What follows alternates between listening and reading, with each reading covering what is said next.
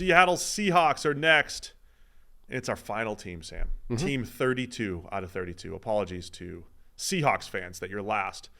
But number 17 on the composite, B+ per PFF. All started with Byron Murphy II out of Texas, the interior defensive lineman. Christian Haynes, the guard out of UConn. Tyrese Knight, the linebacker out of UTEP. Tight end A.J. Barner out of Michigan. And then 2 Auburn corners out of the 3 that got drafted. They're Nehemiah Pritchett in the 5th and DJ James in the 6th. And a couple developmental offensive linemen in there for the Seahawks. What are your thoughts on Seattle's draft? I think I liked it overall. Byron Murphy, is the sort of headline pick. Obviously, they decided not to go with the interior offensive line where they had the most glaring needs heading into the draft. John Schneider had talked about they don't like drafting interior linemen in the first. They don't think it's worth it. They don't think the value is there. And this is a great example of where you're sort of like, well, they need to, Great example. But they come back, and in the 3rd round, they get a guy, Christian Haynes from UConn, who you're like, all right, he could and will start for them, right? So if he's a capable starter and they get that, perfect. You get Byron Murphy, who's arguably the best defensive player in this draft, and where you think a better value spot is in the 3rd round, you get a guy who should also come in and start for you. So from that perspective, I think they kind of backed up what they had said heading into the draft and did a really good job of it. Byron Murphy's a really good player. Like he's seen as this prototypical 3-technique pass rushing defensive tackle, but I think he's actually a more well-rounded player than that and does more than that. And it fits with this defensive front that they're going to be building in Seattle now of, versatile defensive linemen that can all move around a little bit, can all do a couple of different things in this Mike Macdonald scheme and just generally cause problems. It's amazing how dropping that one potentially elite player like a Byron Murphy II, dropping him into that defensive line or onto that defensive line does make it feel that much better, right? They spent a lot of money on Draymond Jones a couple of years ago. He's okay. They spent a 2nd-round pick to bring in Leonard Williams, paid him a lot of money. But then when you add Byron Murphy and the multi-gap flexibility that you're bringing up, Jaron Reed is still there. Jonathan Hankins is there too, and Hankins hasn't had the best PFF grade, but teams haven't run very, very well when he's been on the field for Dallas the last couple of years. All of a sudden, they've got some depth on that defensive line, and I'm with you on Murphy. I mean, only about 1,200 career snaps, so we actually haven't seen a lot of him. I think his production profile is a little bit like Chris Jones coming out a few years ago, where Jones had a little over 1,000 snaps at Mississippi State, but they were dominant snaps. Murphy hasn't been at that level yet, but he was kind of trending that way last year at Texas with a 91.5 pass rushing grade. And so he's really disruptive. And I was impressed with how he handled nose tackle and just fought and scrapped and shed blocks and found a way to make plays. So I'm a big fan of Byron Murphy.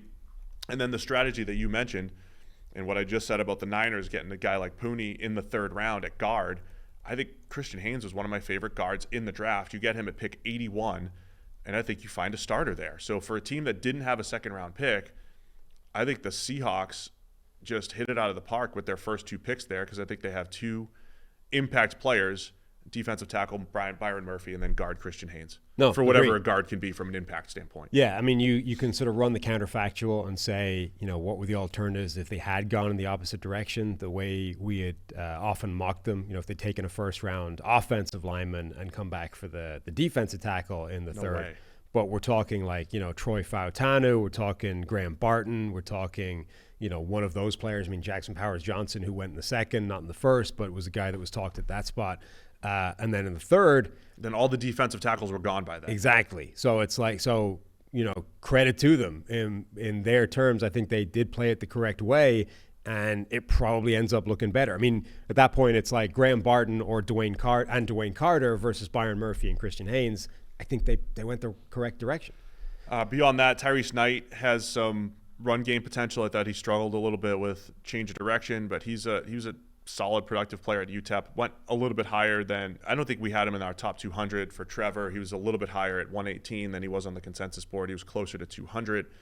A.J. Barner, the tight end out of Michigan, looks like an almost clone of Will Dissly and what they've had there with the Seahawks, a run-blocking tight end who can probably hold his own on the line of scrimmage as a blocker and then just be a solid enough receiver there. So I think they filled the blocking tight end role potentially with A.J. Barner. And then the 2 cornerbacks, Nehemiah Pritchett and DJ James, I know they've already got a bunch of corners there in Seattle, but Pritchett's got size and speed, and James, I think, has some inside-outside coverage ability. So kind of like that duo, getting them in rounds 5 and 6. And of course, we know DJ James. Go ahead. Yeah, I was going to say, Chris Sims, was he number 3? Number 3 corner for Sims, yeah. And honestly, I looked at the tape, and I don't think he's crazy. Now, part of that is the corner class generally, but he's pretty good.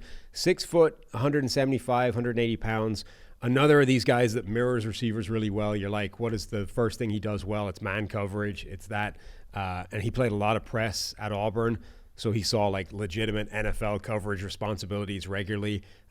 Didn't think he had an amazing feel for route recognition, which is not something everyone agreed on. Like, there's people praised him for that, but I thought he allowed too much separation sometimes when trying to sort of figure out exactly what route was coming. When he was able to just stick with the receiver and knew what was coming, he was really good. When he had to sort of diagnose, what the receiver's doing at the top of his stem and before he makes the break, he could be shaken loose a bit. And obviously at 175 pounds, a little bit lightweight at the catch point, but this is kind of inevitable. He reminded me quite a lot of Garrett Williams, actually, that the Cardinals drafted, was it last year? Who Third was round sort of last year, yeah. almost redshirted coming off a knee injury. But like, he drives really well on those in-breaking dig type routes. I think he's a good fit for this defense, and I could absolutely see him being a better player for them than, 6th round would indicate. Nehemiah Pritchett, too. I've got some similar positives and negatives there, right? He's 6'1", 190, ran a 4.36 with almost 32-inch arms. All of those well above average. And then even just the explosion numbers, vertical of 42, broad jump of 11.3, those are both 98th percentile. So you're talking about a pure athlete, doesn't have the great change of direction numbers. It's not a pure proxy for Tyreek Woolen, who's already there, or Tariq Woolen, or Reek Woolen. Reek, yeah.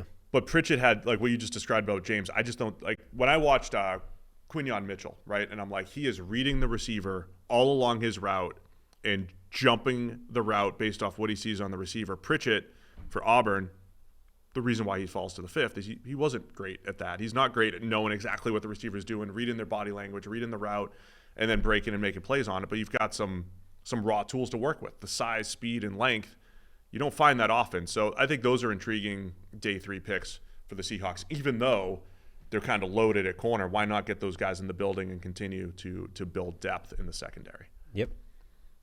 So I liked everybody's draft. Nice. I like the Seahawks draft as well. Undrafted free agents, including players invited to their minicamp. Do you know how many players have either been signed or have camp invitations? For the Seahawks? Yes. 29. 31. 31. Including... That's the culture flip that they're going for. Right. We are turning over some things. Who's the team that only had 3? Was that Arizona? Yes. Last year they did the culture flip. They don't need a culture flip. It's already been flipped. It's been flipped. Right. When you have a new coach, culture flip. Remember when Pete did that? His first year was 2010, I believe. They made, like, if the rest of the league made 40 transactions, they made 95 or something ridiculous. So go ahead. Including headliner, but not signed, just invited to minicamp, Taulia Tagovailoa, Tua's brother. Nice. Get him in there, competing with Gino. And Sam Howell. Yeah. At the very minimum, impress in minicamp and try and get yourself signed to the roster. Any other names that you know?